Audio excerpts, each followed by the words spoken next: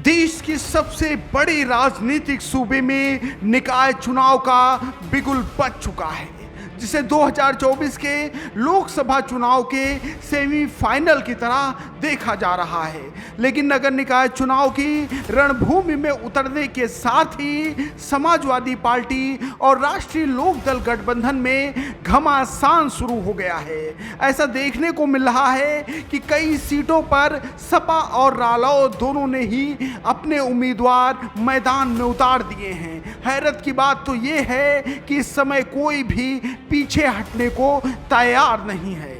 इसके पहले आपको बताते चले कि यूपी विधानसभा चुनाव 2022 के दौरान सपा और रालोद का गठबंधन हुआ था।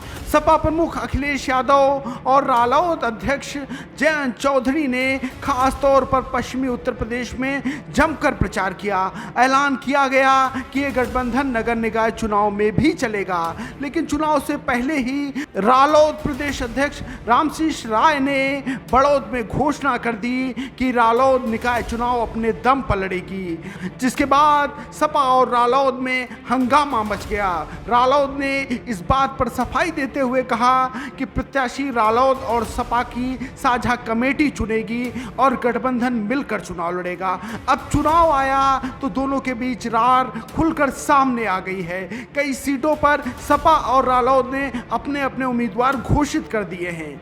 अब बिजनौर जिले को ही देख लेते हैं। जिले में बिजनौर नगर पालिका परिषद अध्यक्ष समेत 6 सीटों की ऐसी स्थिति बन गई है कि जहां पर सपा और रालोद दोनों के प्रत्याशी आमने सामने हैं। ऐसा ही कुछ हाल रालोद के गढ़ माने जाने वाले बड़ौद का है। यहाँ पर भी सपा और रालोद दोनों के प्रत्याशी चुनावी मैदान में उतर चुके हैं। सहारनपुर और शामली की भी कई सीटों पर इस तरह की स्थिति नजर आ रही है। इसके अलावा मेरठ में भी आमने सामने की स्थिति में सपा और रालोद नजर आ रही है। सपा ने जहां अपने विधायक अतुल प्रधान की पत्नी सीमा प्रधान को महापौर पद का प्रत्याशी घोषित कर दिया है, तो रालोद ने भी यहां पर अपने उम्मीदवार को उतारने का ऐलान कर दिया है।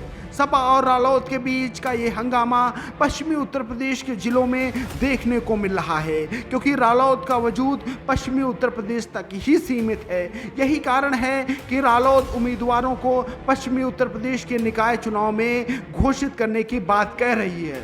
रालोद का मानना है कि यहाँ सपा को अपने प्रत्याशी घोषित नहीं करने चाहिए थे।